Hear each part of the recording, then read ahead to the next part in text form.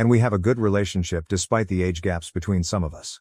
My older siblings are both married and so am I. The wedding in question is my younger brother's.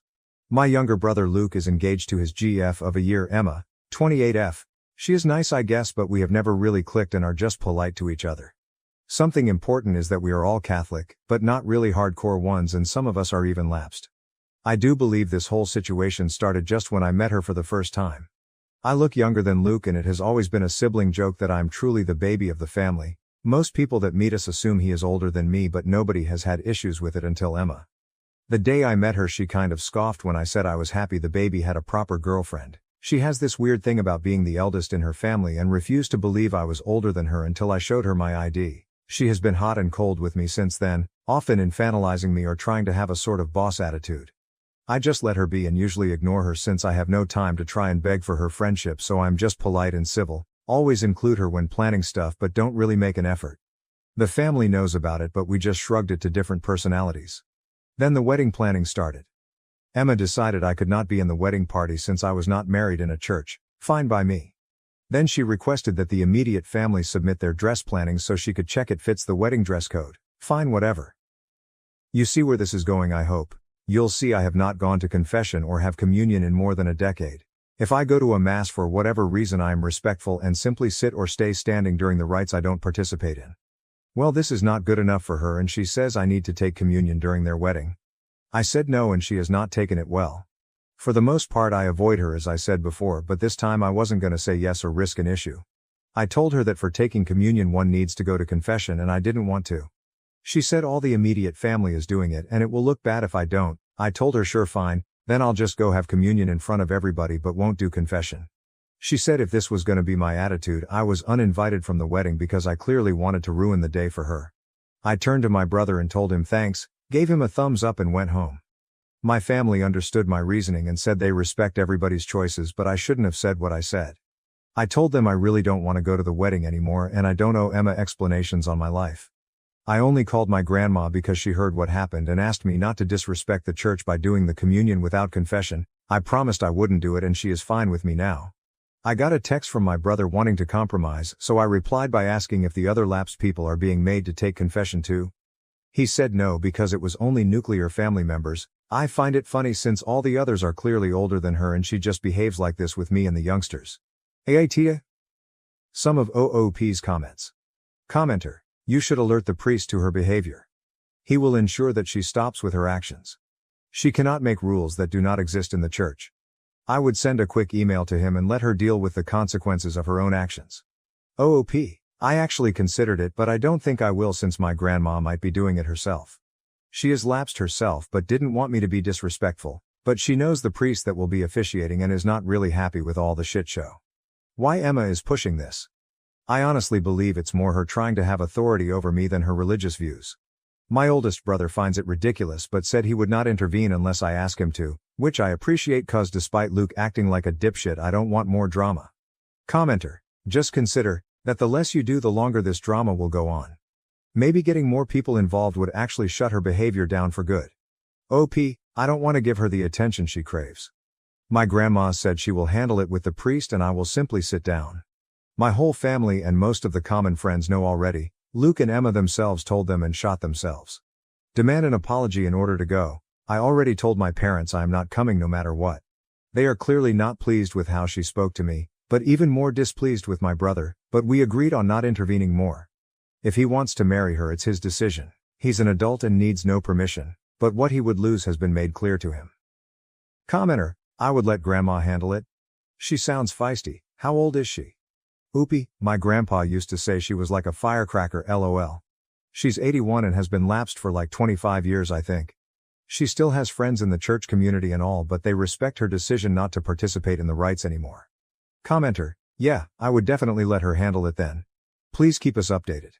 I really want to know if the wedding even happens. OOP. I am conflicted because I do love Luke very much but I dislike him right now. I know grandma is fair and just. Also now I am sure Emma doesn't even know why grandma is lapsed and might be in for a shock. Commenter. Can't you just go get a blessing? I'm an atheist but my parents are hardcore Catholics and my dad became a deacon last year. They asked us, me and my siblings, to go get blessings as a compromise as none of us are religious. I still declined personally, but my understanding is that going to get a blessing is common for non-confirmed and considered an act of participation. If you're just lapsed, rather than actively rejectful, then that seems like a perfect compromise, and one where you can pretend to be going for communion before crossing your arms before the priest, or whichever signal said church uses. OP, my issue is not about the blessing, it's that she singles me out and wants to have some sort of authority above me. A bunch of my family are lapsed, but she has not made a big deal over it except of me. Her stupid argument falls apart because my oldest brother is also lapsed, but she doesn't seem to care, or maybe she has not realized it. She has not mentioned anything to him, but is making a huge deal because I don't participate. One of the top comments, Lucky Effective 1564, NTA who died and made Emma Pope. OOP, LOL, I will share this particular one with my grandma next time we talk. She is gonna love it. Update post 1. Things have moved, but I wouldn't call any of this a positive progress. I would like to clear something I kept seeing in the comments. I won't request a special blessing or go in the queue for communion. It isn't about the blessing or the compromise but the singling me out. I often just stay quiet or take a general family blessing if we go to weddings, etc. I have no issue with compromises. I have an issue with Emma and her ridiculousness. I don't know why she has this thing with me. I do look young but not like a teen or a child, obviously. She has 2 younger sisters and is very authoritative with them. I have witnesses her being very my way or the highway with younger people, so she has issues for sure. The confrontation from the last post was on Tuesday, and today we had lunch at my grandma's. I think you should also know that my brothers have a tricky relationship, as in they are not as close with each other as they are with other siblings. My older brother Robert is very no-nonsense and he has never been a fan of Emma, but he didn't think he should have to intervene because Luke is an adult and capable of navigating relationships. All this is going to be relevant, I promise. We visit Grandma a lot since she lives by herself and we truly enjoy her company. Today we were all there because she is over this drama already. After a lunch, that was more like snacking to be honest, she asked us all to clear the air. Emma continued with her rant about me being a disrespectful person and that she was asking the bare minimum from me. My grandma asked her why she had no issue with her not taking communion, and Emma said that she was her elder and for sure her reasons were more than a tantrum like it was in my case. She also repeated that she was asking this of all the siblings and I was the only one that was being difficult with her tiny request. This is where everything crumbled for her. I mentioned in the comments that Robert is also lapsed and he was already exhausted by this situation. He asked her why she had no issues with him not taking communion and she looked like a kid that was caught. She didn't have a proper answer. Robert then asked her if she even knew why he and Grandma became lapsed. She shook her head and looked at Luke for help. Luke on the other hand was staring angrily at Robert and I but said nothing. Robert explained to Emma he was the reason Grandma became lapsed. When Robert was a teen he came out as gay and was so worried about our grandparents' reaction since they were very active in the Catholic Church. Grandma felt awful about it, and even worse when she went and spoke about this with the then priest of her church. That priest was super old school and told her that Robert was committing sins, he was going to hell, he needed to find his way, the whole 9 yards. Grandma didn't take that so well and simply stopped going to church and started spending that time with her grandchildren. Over the years she started getting into the whole community again, but she decided she was done taking the sacraments. She respects parts of the church but can't fully reconcile with it. Emma was a bit confused since Robert is married to a woman and he explained he is bisexual and ended up with a woman just as he could have ended with a man. He also commented they are not married in the church, but that didn't matter to her, like it mattered when it came to me. He asked her directly what was her problem with me. Long story short, she said I was rude since the beginning and kept treating Luke wrong. Oh, and I also was very snarky about looking younger than her. Crickets. She is a beautiful, successful woman, so I still don't understand her obsession, but it seems like she wants people to see I respect her and what she says. I just started laughing. She started crying and saying I turned my grandma against her. My grandma told her to stop blaming people for her being a negative person and she was always going to side with me over her. Luke got upset at that and asked her why she was not supporting him, and she simply said she doesn't support him being a lapdog for a crazy woman. More was said, nothing got truly resolved. I was kind of invited again but declined going. Grandma is undecided if she even wants to go at all. My older siblings told Luke they will go to the ceremony if he seeks couples therapy or at least therapy. My parents are having headaches and now dislike Emma so much they can't hide it. Oh. And yes, Grandma spoke with the priest and he wants them to do extra premarital counseling or he won't officiate. I hope they don't get married, but he is old enough to derail his life if he wants. I thank you for letting me vent, and my grandma loved the Pope joke. Update 2. My brother has gone too far and I decided to be done with him. He made our grandma cry and I think permanently damaged a lot of his relationships.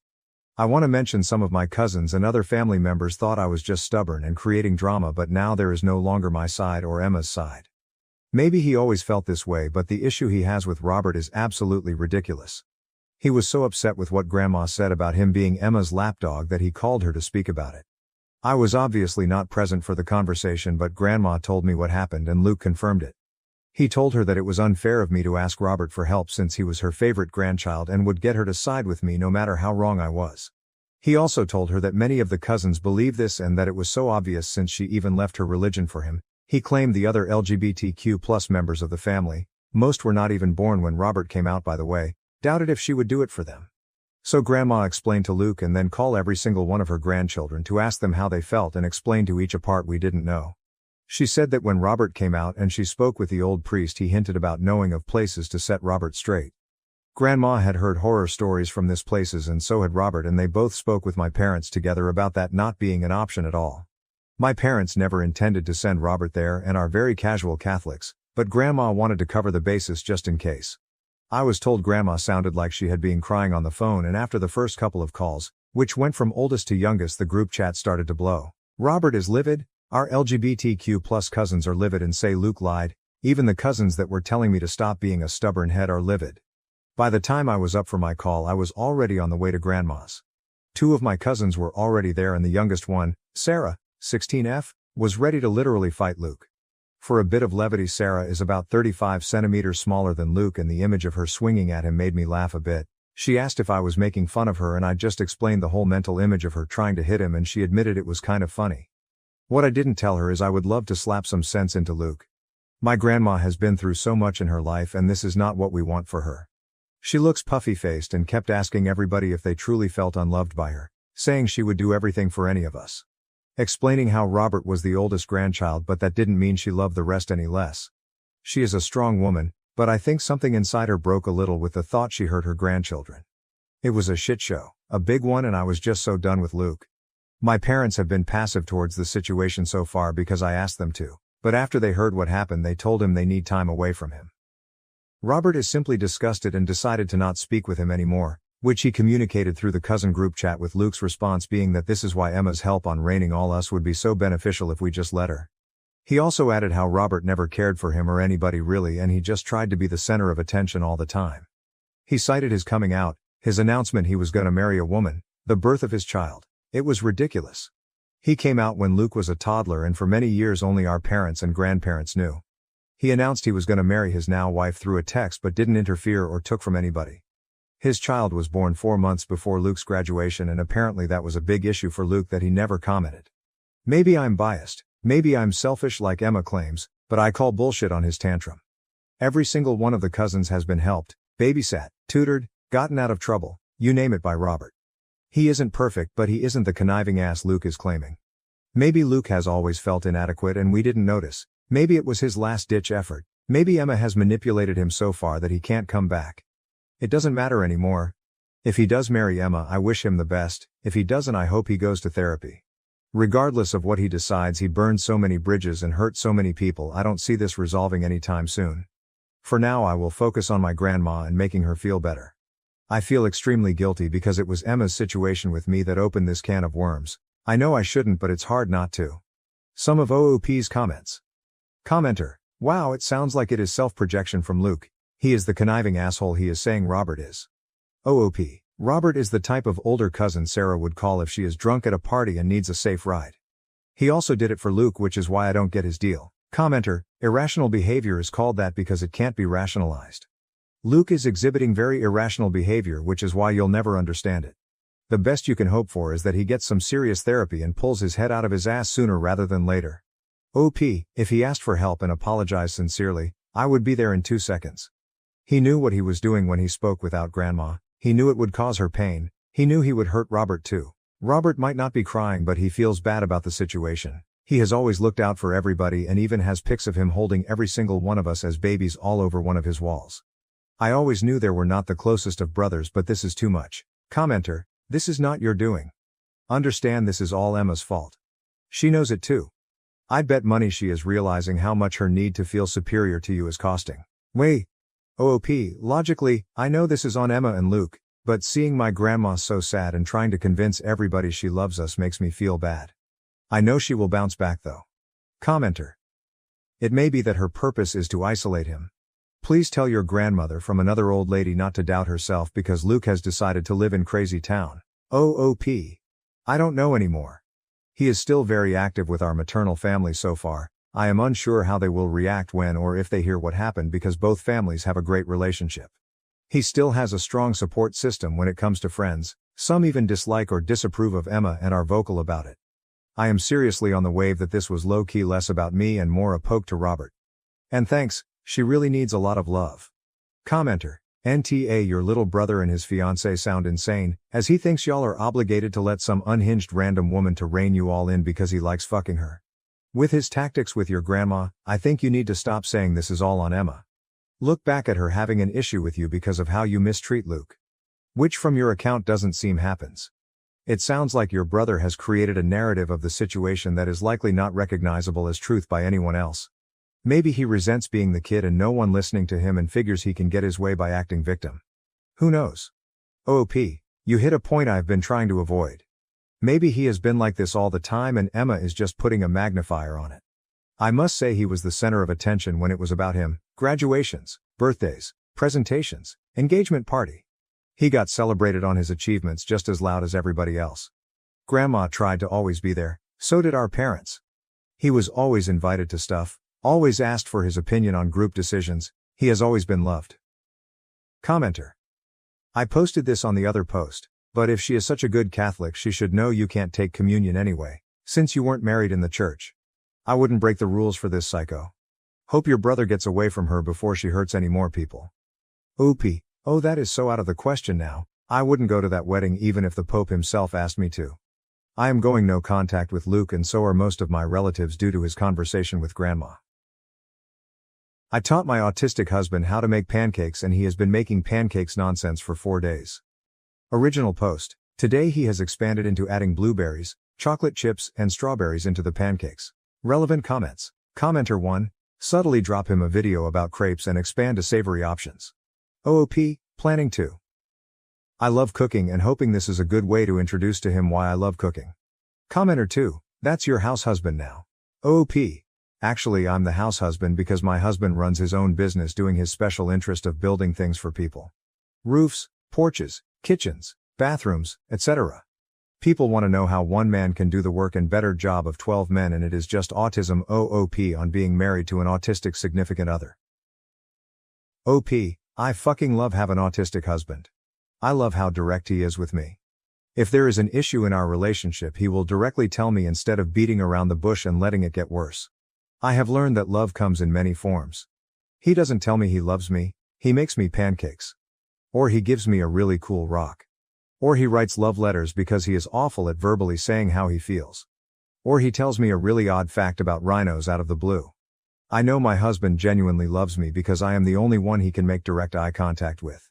Update. Our son loves dinosaurs so after a couple batches, my husband taught himself how to make pancake-shaped dinosaurs.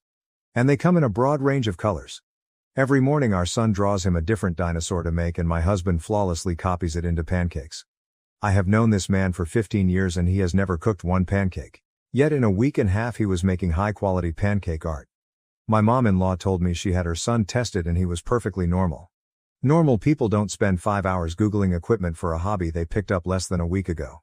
Normal people don't go balls to the wall for a brand new hobby and get obsessive until they achieve perfection. You know my husband is so bad at holding down a typical job. My in-laws would complain that my husband struggled holding down a simple high school after school because he simply could not focus on one task.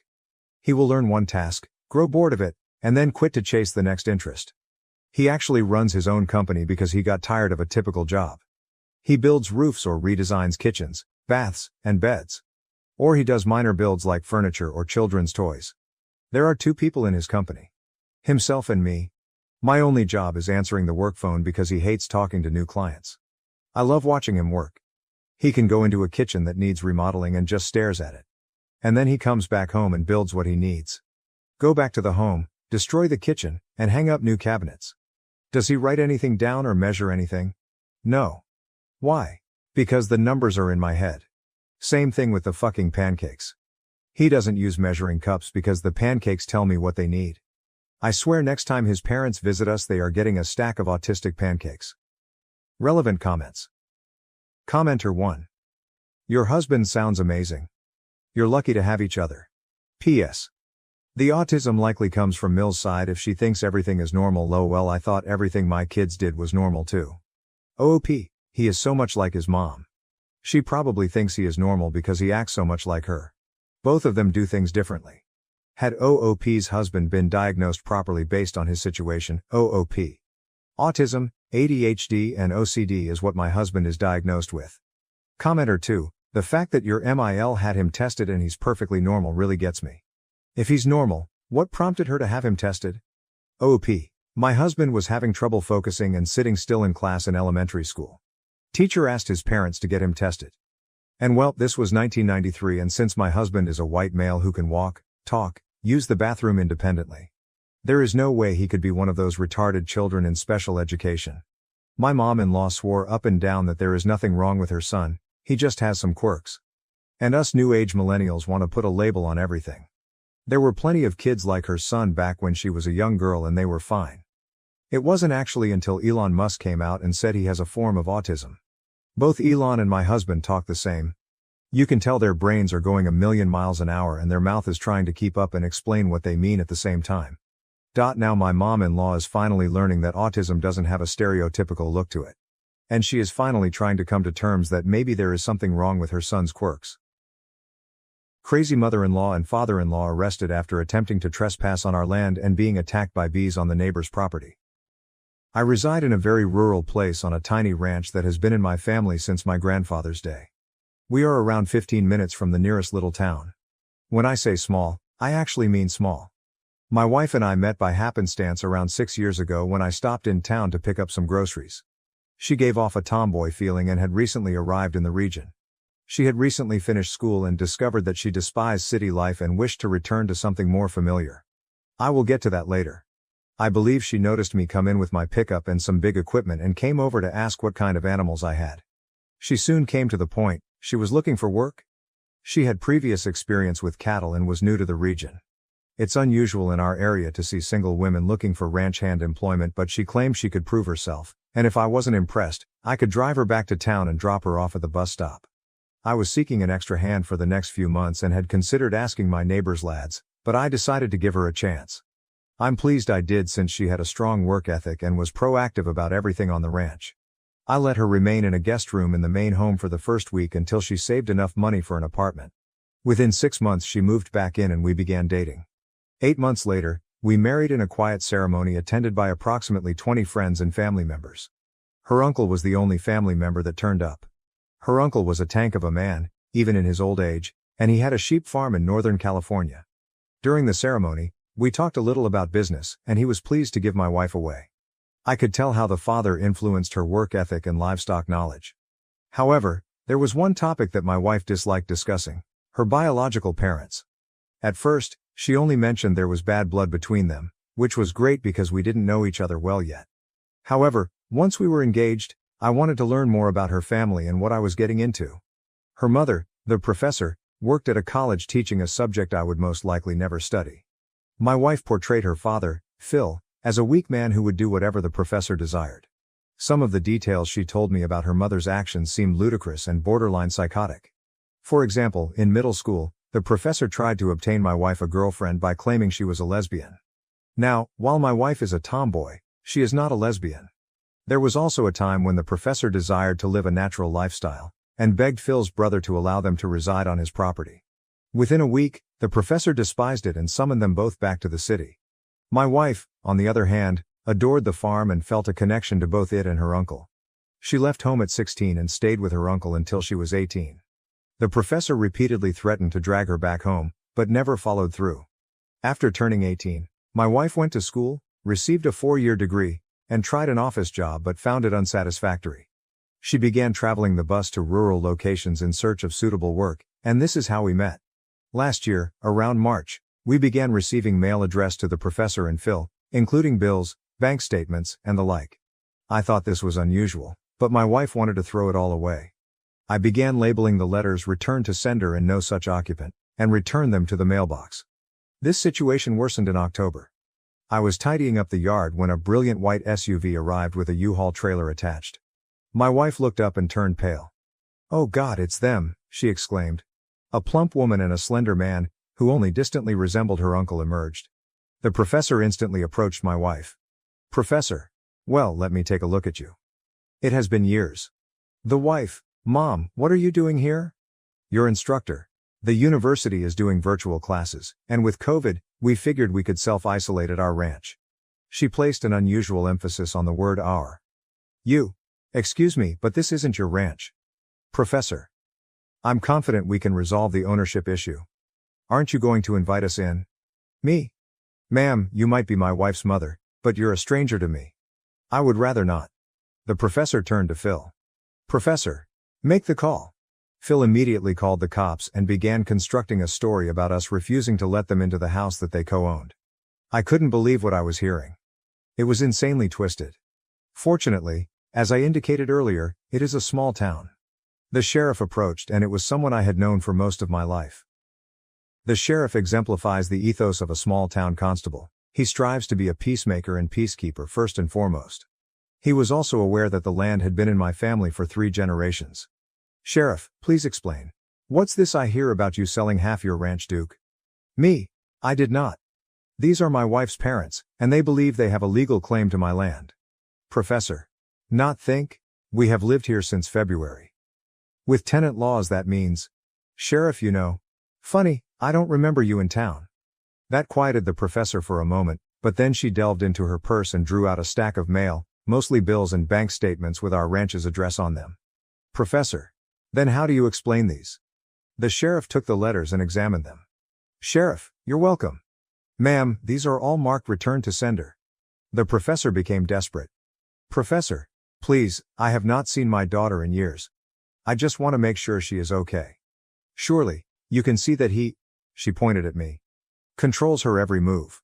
The sheriff rolled his eyes and approached to speak with my wife and me again.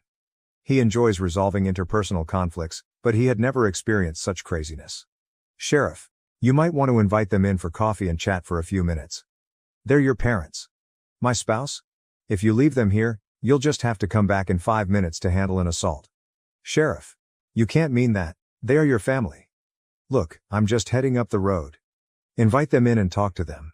Wife's eyes flashed with rage. Your wife asked, "Does this mean you're going to invite your cousin Aaron to Thanksgiving?" Aaron, the sheriff's cousin, was now serving an 8-year sentence for a variety of felonies. The sheriff's entire family regarded him a source of disgrace. The sheriff's expression changed after he made that statement. He gave my wife a look like, "That bad, huh?" And she simply nodded. The sheriff turned back to face the professor and Phil. "Sheriff. Okay, they don't want you here. It's best if you don't come back."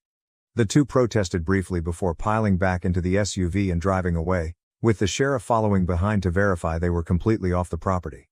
This was my first meeting with the professor and Phil, and it left a lasting impression. Previously, I described how my wife's mother, the professor, made an unusual attempt to grab control of our property back in October. Things became crazier in December. Keep in mind that we reside in a little village approximately an hour from a major city, so we're not completely isolated. Our ranch is approximately 15 minutes from town via farm road.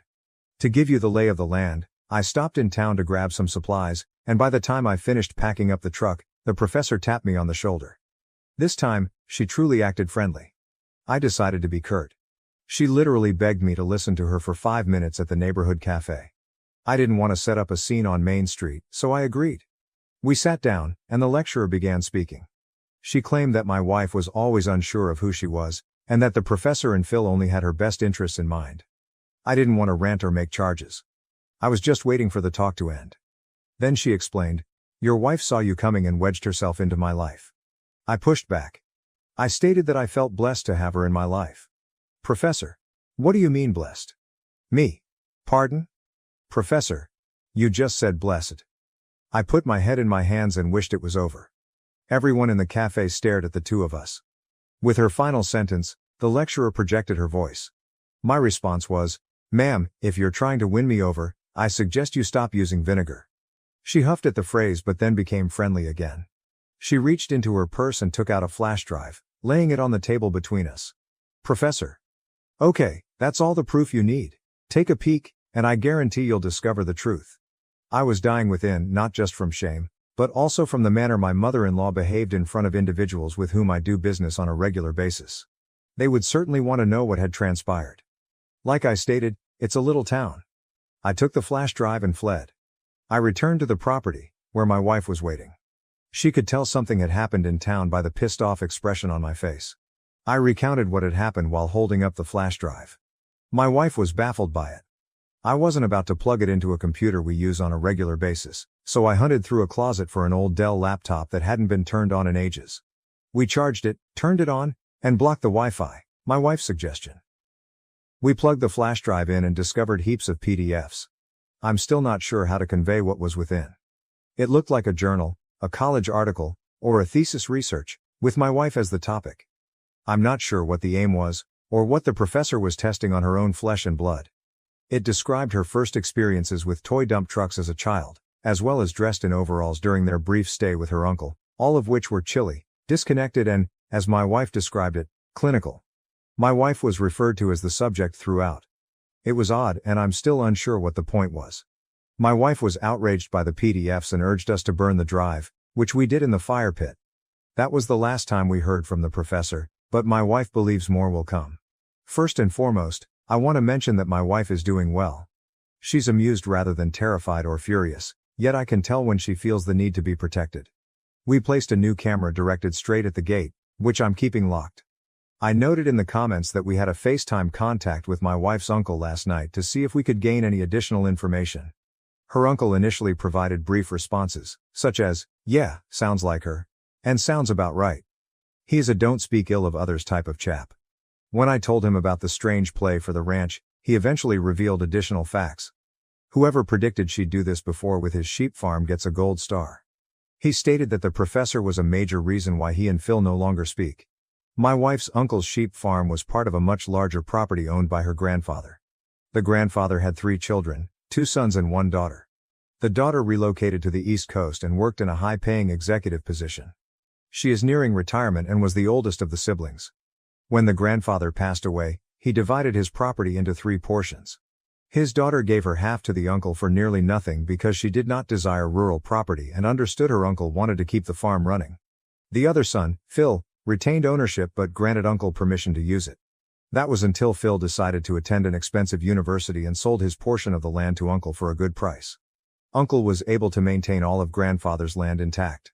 Phil dated the professor during his undergraduate years and eventually married her. Uncle only heard bits and pieces because Phil only called around Thanksgiving and birthdays. That was it for many years. A few years later, the professor was in what uncle described as a hipster phase when he learned about the farm. She didn't just show up, Phil asked first. Phil understood rural life, but the professor did not. Uncle portrayed the professor's ideal farm life as waking up to a kale smoothie, digging beets for lunch, and spending the rest of the day in the sun. If you live on a farm or ranch, you know there are plenty of everyday duties. Uncle's farm was largely a sheep farm, but they also had a vegetable garden and a small orchard, which provided enough of work. Uncle went easy on the professor, assigning her only a few tasks such as pruning dead vines in the garden and airing the compost. She took it as an agony. She nearly devastated Uncle's tomato crop that year, forcing him to redo the compost every evening. But the way she grumbled, you'd think she was looking after the entire orchard and all the sheep. She disliked manual labor but was strangely drawn to the concept of a farm. In my experience, joy cannot exist without pain. My wife, on the other hand, took to it right away. She enjoyed checking fences, maintaining the flock, distributing feed and working in the vegetable garden. Uncle mentioned that they had a local butcher who came by on occasion to take a couple lambs, depending on price and demand. The butcher paid the professor a visit once when he was on the farm. The butcher was a black man, which Uncle didn't bother or care about, but the professor made a big deal of welcoming him by shaking his hand and spoke in a sing-song, high-pitched tone. Uncle thought this was weird, so he mentioned it to us. The professor desired the farm but did not want to work it. She wanted to own it on paper and have Uncle and her husband manage it. She even persuaded her husband to fight the sale he had made with Uncle a few years before, in order to gain partial ownership. Of course, this went nowhere. Uncle had to pay a lawyer, but the case never reached court.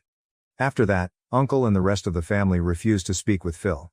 I was curious, so I asked Uncle why the professor yelled at me when I stated I was blessed to have my wife. He chuckled and added, "Really kicked that hornet's nest, huh?" Then he mentioned that the first night the professor stayed with Uncle, he and his wife cooked dinner. When they sat at the table, Uncle was about to say grace. My wife flushed when he mentioned this. Apparently, this is a humiliating memory for her. The lecturer exclaimed, "This family doesn't say grace." Uncle shrugged. He wanted to be flexible and told her she didn't have to participate if she didn't want to. She tried to push things even farther, demanding that as long as she was in that house, no one would say grace. Uncle stated that this was the first time he had been disrespectful to the professor, and that no guest would tell him what he could and could not do in his own home. I'm not sure why the lecturer believed that individuals in rural areas did not attend church. After hearing about the sheep farm, I will contact a lawyer. We'll see how it goes. I believe I mentioned it in a previous piece, but we live in a tiny town, and my wacky mother-in-law, the professor, has already caused a stir in only 2 appearances, one at our house and another in town. What I appreciate about small communities is that everyone feels like family and looks out for one another. What I detest about small communities is how quickly gossip spread. The sheriff from my initial post is completely on our side. Dan has done his best to explain to everybody who asks that it is not their business. The difficulty is between my wife and me. We attempted to be social in town before COVID. We attended church regularly and took part in potlucks. I hired my neighbor's boys to help out on the ranch numerous times over the summer. We enjoy being social. When the professor created a disturbance at the cafe in December, I could feel the town's attention on me. Nobody knows what happened, but they want to. I can feel it. They are too polite to ask, yet not enough to avoid whispering. It's getting to us. The sheriff informed me that last week, the local pastor directly asked him what was going on with my wife and her mother. The sheriff stated that the pastor believed there should be an easy answer. Sheriff caught it in the bud. My wife's statements had a greater impact than we anticipated. The sheriff stated that unless we requested assistance, it was neither his nor the pastor's responsibility. He did remark to the pastor, and I recall how the sheriff put it to me, "They're part of your flock. She," referring to the professor, "is the wolf. Become an excellent shepherd." Despite this, I continue to receive strange looks whenever I am in town. Scenes like the one in December are unusual around here. Any advice? So it eventually occurred. The professor and Phil are in jail. The circumstances are also unusual, but we are relieved that a resolution has been reached. 2 nights ago, the sheriff called us in the middle of the day. My wife picked up, and after a few minutes of conversation, she began chuckling. She told me what the sheriff said. It appears the professor and Phil decided to try to sneak onto our property. Why? I can't predict this woman.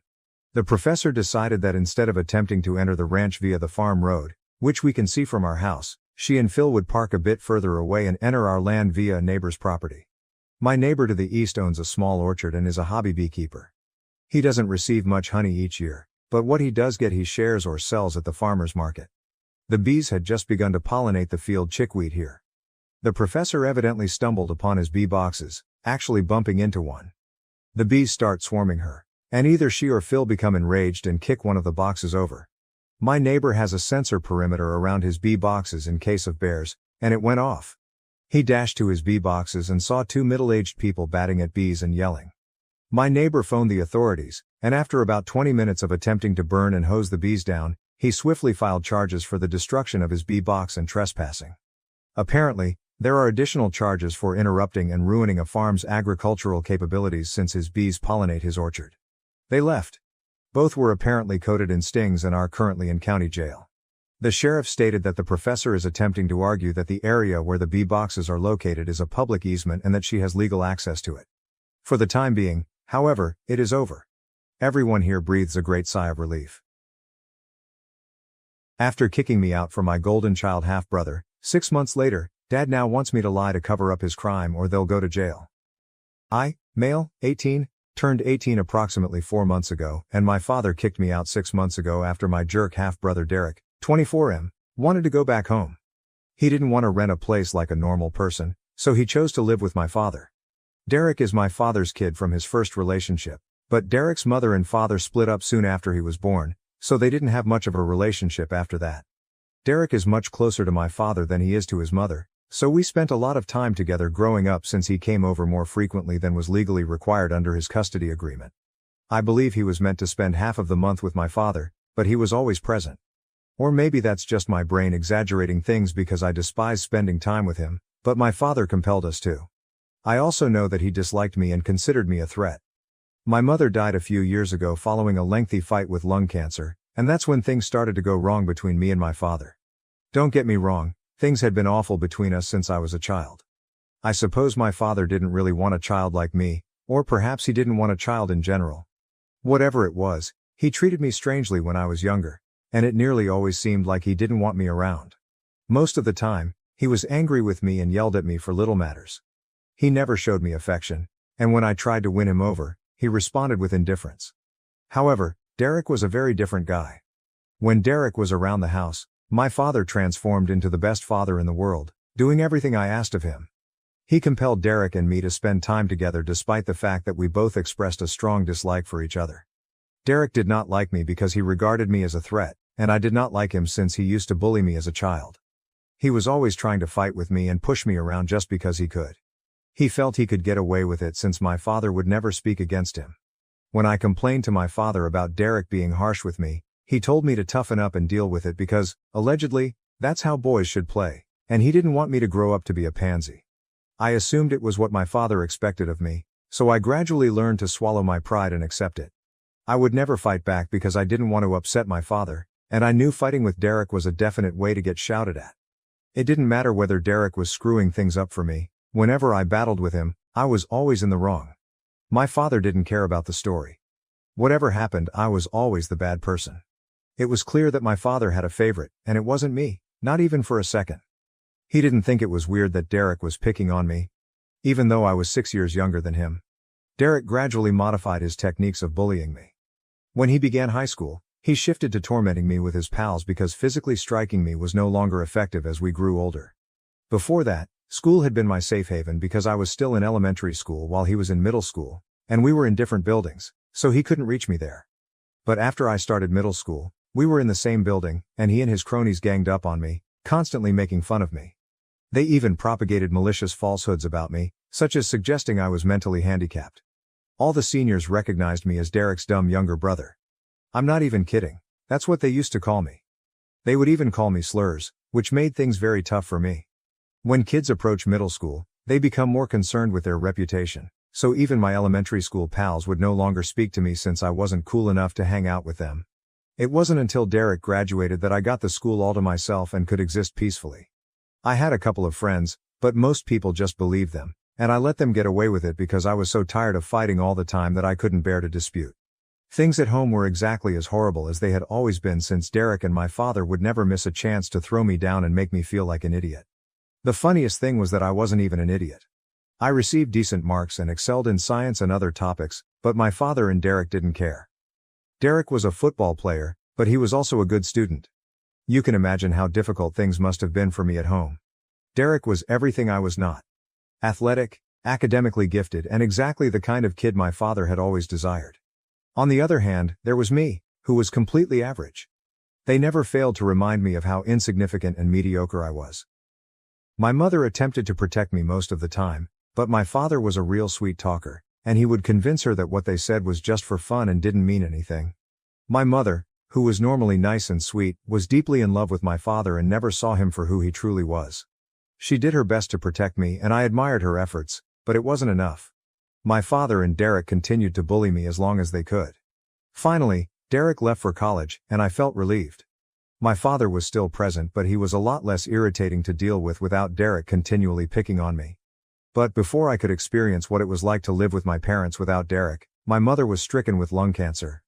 It was extremely tough for us to accept since it felt like our entire world had been broken. My father and I only had one thing in common. We both adored my mother, thus her illness devastated us both. Instead of bringing our family closer, my father chose to make the worst of it. My mother was already hurting, but instead of my father and I putting up a brave front for her, he began to distance himself from her even more. Previously, he would at least speak to me, even if only to mock me, but following my mother's illness, he stopped doing that and began pretending I didn't exist at all. I can forgive him for it because we were both in pain, and he simply chose a different approach. I would have preferred that my mother's dilemma brought us closer together, but that was plainly not to be. Even if it was meant to be, my father was the type of person who would make it impossible because, for some reason, He despised me and couldn't tolerate the thought of me being happy. My mother's illness worsened over time, and my father's temper began to affect me. He would either not speak to me at all and utterly ignore me, or he would be really hostile to me. He almost made me weep several times because he was so disrespectful. I attempted to keep the peace in the family by not responding to my father since I knew it would only give him more reasons to berate and pick on me. When my mother was unwell, Derek would take it easy on me when he returned home from college, which I enjoyed. He wasn't polite to me, but at least he was human, which was all I could ask for. Things were horrible when my mother was still alive, but once she died, I went from frying pan to fire. Things were very quiet around the house for the first few months after my mother passed away. That meant I'd do all of the labor while my father stayed unresponsive. He was functional, he went to work, came home and ate dinner, but nothing else. I was concerned for him and phoned my grandparents several times, telling them that I suspected my father was depressed, but they did not take me seriously. They either didn't care enough about their son to check on him after the funeral, or they detested me as much as my father and refused to do what I asked. After a few months, my father began to return to his old self. Unfortunately, it also included excessive drinking, which made me feel bad about myself again. He would continuously force me to do chores around the house, which was quite exhausting because I was not only going to school but also doing all of the housework that my mother used to do even when she was sick. My father and I were able to complete everything, but after her death, all of the duty fell to me. I couldn't even complain because if I did, my father would tell me that I wasn't bringing in any money, so this was the least I could do to stay there. It was extremely offensive, but I had nowhere else to go, so I just had to put up with it. For a long time, the only thing I looked forward to was going to college since it meant I could finally be free of my father and not have to return home. I no longer considered that place to be my home because it had stopped feeling like home to me when my mother died. I could have moved out and started living with my mother's parents when she died, but they lived a long distance away, and I still had a year of school remaining, so that was not an option. Then a few months ago, when my father learned that his golden kid Derek would be returning home, he kicked me out. I ended up moving in with my grandparents. Derek had moved out for college a few years ago and has not returned to live with us since. After graduation, he found work and opted to stay where he was because his partner wanted to start a life away from home. Derek only came back for the holidays on occasion. He married his fiancée around 2 years ago since she was pregnant. They had just graduated and it felt like the perfect time to get married. Surprisingly, I got invited to the wedding. Derek didn't torture me for one day. My mother was also present, despite her health, and while Derek wasn't close to her, he couldn't deny that everyone liked her. Derek wasn't very close to his own mother because she was a lousy parent. Derek's mother was already in her 4th marriage at the time of his wedding, and it appeared that her major purpose in life was to be wealthy. She worked and made her own money, but it came at the expense of her connection with her kid. I suppose that explains why Derek was so attached to our father. He only had one parent who actually cared about him, and he didn't want to share that parent with me. Anyway, Derek married and had a child shortly afterwards. They had been living peacefully for the previous 2 years, but 6 months ago, for some reason, they decided to return. My father notified me about it 2 weeks before Derek was meant to arrive home. He was arrogant about it and sat me down one day to tell me I needed to find a place to live since Derek was returning. I had to give up my room. We had 3 bedrooms, so I questioned why they couldn't take the guest room. My father informed me that Derek and his wife would be living in the guest room and using my room as a nursery. It was allegedly important that I leave the house because I was about to turn 18 and become an adult. My father's insistence that I leave simply because Derek was relocating back with his family seemed unnecessary and selfish to me. I tried to argue with him, but there was no point, he had already made his decision. He gave me 2 weeks to leave and if I didn't, he said he'd contact the cops. I'm sure there was a legal way to challenge this, but I hadn't considered it at the time. I was terrified since I didn't trust my father and knew he was perfectly capable of kicking me out without warning. I scrambled to find a place and eventually decided to move in with my grandparents. I had resisted doing so because they lived so far away and I still needed to finish school, but I had no other choice. There were only a few weeks left in high school, so I was willing to take the chance. I moved out after a few days because I did not want to be present when Derek returned home with his wife and child. My father didn't seem to care when I moved out, and he didn't even say goodbye to me on the day I packed and left with the movers. My grandparents had come all the way to pick me up in their vehicle, and they were about to get into my father, but I told them it wasn't worth the hassle. It has been 6 months since that day, and I'm still living with my grandparents. I haven't spoken to my father since he kicked me out, and I had no intention of doing so again. I was meant to start college in a few weeks, and everything was already set up. I had absolutely no reason to speak with my father or Derek again. Unfortunately, they were the ones who had to contact me since something had happened, and they needed me to help them out. They paid me a visit a few days ago, which astonished me because I didn't expect them to contact me at all. Still, my grandparents let them in, and I decided to talk to them because they sounded desperate. I discovered that Derek had returned with his family because he had lost his job and was struggling to pay his rent, so he took the difficult decision to return. His wife was fine with it because she preferred to be a stay-at-home mother and did not want to work till their child was older, so this was their best option. When they returned, they anticipated to find work quickly, but that was not the case because none of the nearby businesses were hiring, and persons with Derek's skill set were extremely prevalent. He wasn't a spectacular candidate, either. My father somehow managed to secure him a position at the company where he worked. Neither of them were happy about it because it paid less than Derek's previous salary, but it was all they had, so they had to make the best of it. Derek had been stealing from the company for several months until it was discovered a few weeks ago. My father and Derek were both in trouble because their bosses suspected they were working together and threatened to sue them if they did not return the money immediately. The only reason they hadn't been sued yet was because it was a family business and the CEO was a close friend of my mother's. He hadn't filed a case against them for embezzlement yet because he respected her, but he wasn't going to wait long. My father and Derek asked me to help them. They asked me to say that they required the money for my college fund and had been stealing for the purpose rather than personal gain. My father hoped that this would persuade the CEO to be patient with them and give them more time to return the money. They knew they'd still be fired, but at least they wouldn't go to prison. They were counting on me to assist them and build the ideal picture of the poor, innocent victim. I could not believe they had the arrogance to ask for this after how they had treated me my entire life. I answered no almost instantly, without even thinking about it, because their plan was stupid, and I didn't want to be a part of that. When I informed them I wasn't interested in assisting them, they became irritated and told me I had to since there was a very real possibility they would wind up in jail. They stated I couldn't allow an old grudge to spoil their lives. I told them it wasn't a little grudge and it surely wasn't from years ago. My father had only recently kicked me out, and it hadn't even been a year, so I'd consider it rather recent. But that wasn't the only reason I didn't want to aid them. I thought their scheme was dishonest, and I knew the guy my father worked for. As I already stated, my mother and he were very close friends and he really liked me. He and my mother had grown up together, and I used to address him as uncle whenever he was over. Even at my mother's funeral, we had a pleasant chat and liked one another. I moved out after a few days because I did not want to be present when Derek returned home with his wife and child. My father didn't seem to care when I moved out, and he didn't even say goodbye to me on the day I packed and left with the movers. My grandparents had come all the way to pick me up in their vehicle, and they were about to get into my father, but I told them it wasn't worth the hassle. It has been 6 months since that day, and I'm still living with my grandparents. I haven't spoken to my father since he kicked me out, and I had no intention of doing so again. I was meant to start college in a few weeks, and everything was already set up. I had absolutely no reason to speak with my father or Derek again. Unfortunately, they were the ones who had to contact me since something had happened, and they needed me to help them out. They paid me a visit a few days ago, which astonished me because I didn't expect them to contact me at all. Still, my grandparents let them in, and I decided to talk to them because they sounded desperate. I discovered that Derek had returned with his family because he had lost his job and was struggling to pay his rent, so he made the difficult decision to return. His wife was fine with it because she preferred to be a stay-at-home mother and did not want to work till their child was older, so this was their best option.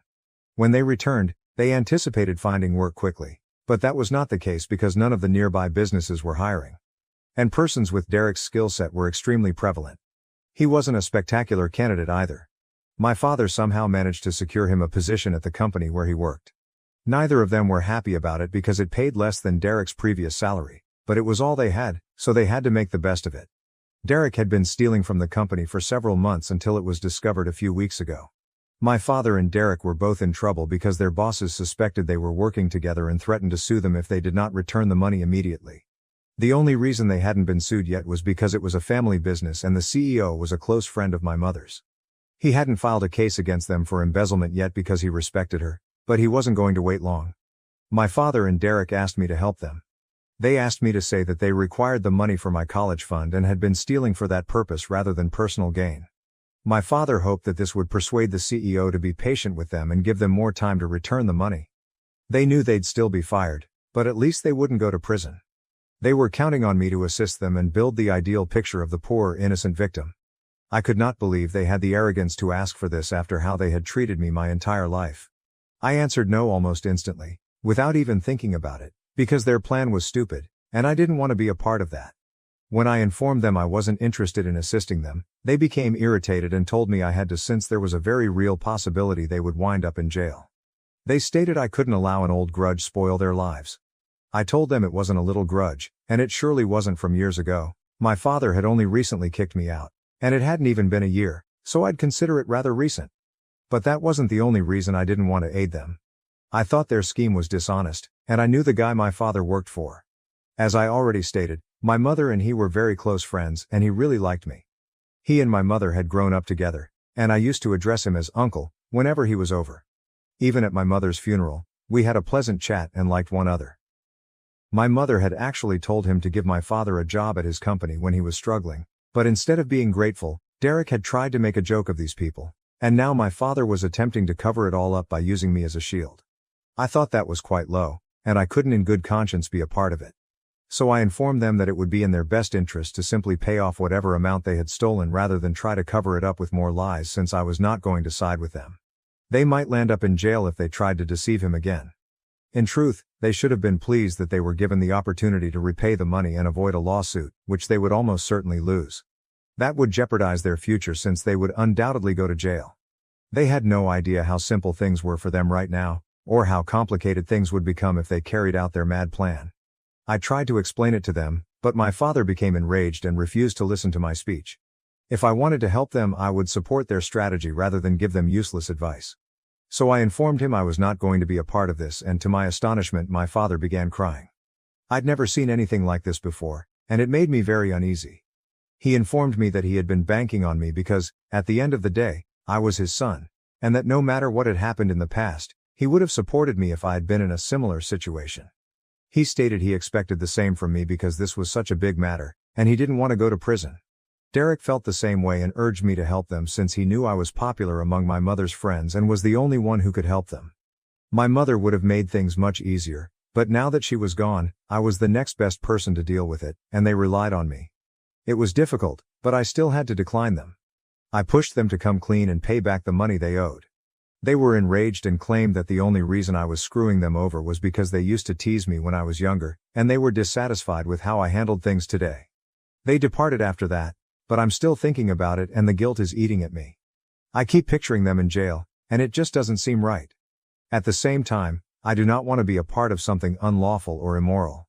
It would be an insult to my mother since I would be using her friendship to manipulate a very close friend of hers. I'm terribly torn about what I should do, and time is of the key because my dad and Derek don't have forever to pay off their debt. So am I a jerk for refusing to lie and cover up for my father and half-brother, who have bullied me my whole life? Update 1. I've made a decision, and I believe I'll keep not assisting them out. Not only is it immoral and unethical, but it is also unlawful. And I refuse to be a part of it. If my father and Derek want to stay out of jail, they will have to handle this themselves. It's not like they're in mortal peril. They've been offered the opportunity to make things right, repay the money Derek stole, and get out of this without jeopardizing their image. They can choose to return all of the money and handle this themselves, so I have no cause to feel guilty. The majority of the comments here urged that I keep out of this, not just because my father and Derek were terrible people, but also because what they were doing was horrific, and I wouldn't be able to carry it on my conscience and move on as they would. We're clearly not made of the same stuff, and I wouldn't want to do something like this, which is why I've decided to keep out of it. If they contact me after this, I will block them. For the record, they are already blocked everywhere, but I'm sure they'll try alternative numbers or social media accounts to reach me. My grandparents also believe I'm doing the right thing by remaining out of this because they are responsible for cleaning up the mess they made. It makes no sense to expect anything from me after how they've treated me for so long. Update 2. Hi. So, as expected, my father texted me today. He last visited me 8 days ago and we haven't spoken since. As I already stated, he called me from a different number that I was unfamiliar with and I answered the phone unintentionally. I hung up as soon as I heard my father's voice on the other end, but I was a little slow to block him, so he was able to text me. In the message, he claimed he understood I didn't want to talk about it any further, but he and Derek were in serious difficulty and needed my help.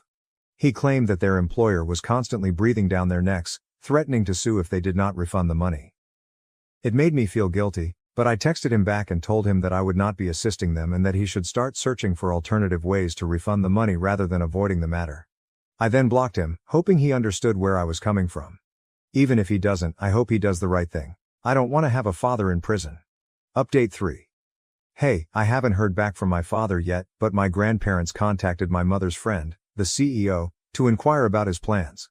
We hadn't contacted him previously because he's a busy man, and we didn't want to press him too hard, but we wanted to know what was going on because communicating with my father or Derek was no longer an option.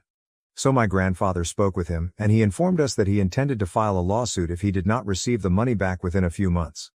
He claimed he was willing to let everything go due to his friendship with my mother, but he couldn't forgive the debt.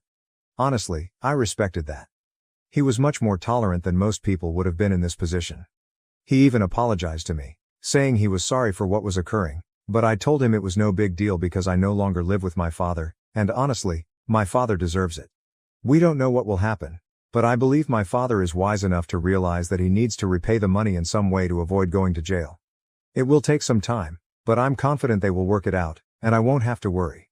I also had a long conversation with my mother's buddy, who informed me that before she died, my mother had spoken with him and stated that if I ever wanted to intern anywhere for some fast cash or simply get a job in general, his door was always open.